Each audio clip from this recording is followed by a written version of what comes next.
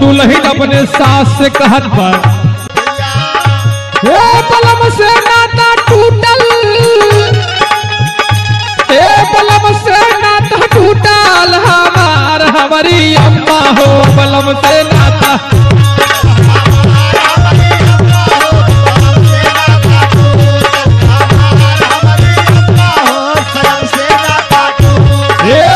से नाता टूटल सजन से नाता टूटल हमार हमारी अम्मा हो बलम से नाता टूटल।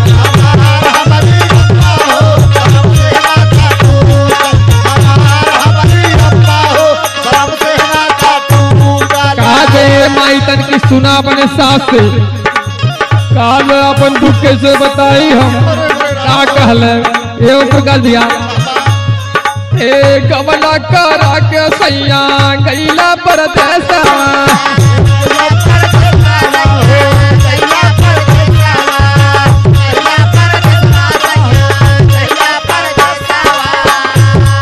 ए जब से तू गैला सैया माँ चलबा काले सावा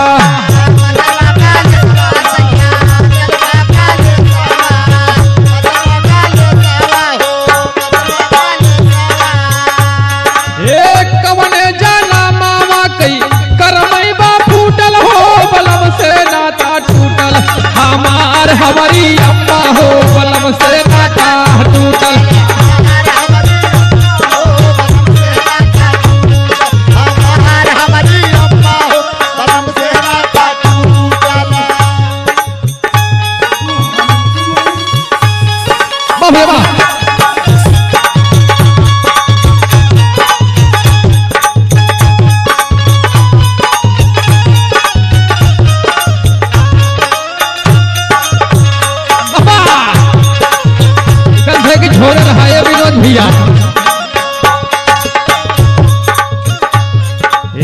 कवन कारणवा पियवा भैला निर्मोहिया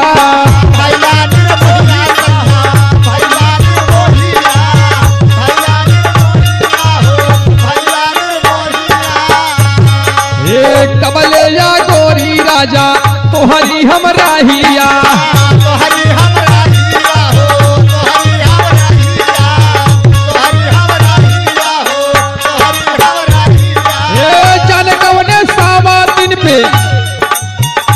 काज में हम कुछ दाल में काला लगत बा माँ ए जाने कवने सावा दिन पे सैया बाटा झूठल हो बलम से नाता टूटल हमार हमारी अम्मा हो बलम